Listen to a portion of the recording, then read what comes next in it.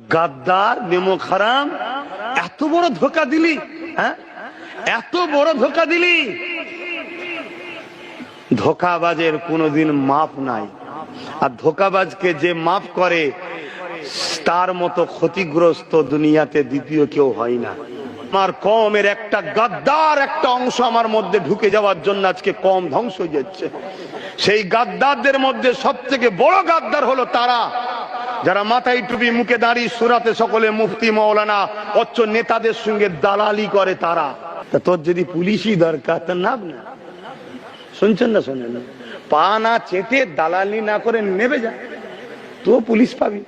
শুনছেন না শোনেন না, নিরীহ মানুষের হয়ে নাব, জুলুমের শিকার হ, ভাঙরে যাবি, সন্ত্রাস গুলো ইট মারবে, রাজ্য সরকারের পুষা গুন্ডা মমতার সন্ত্রাস ছেলেরা ইট মারবে।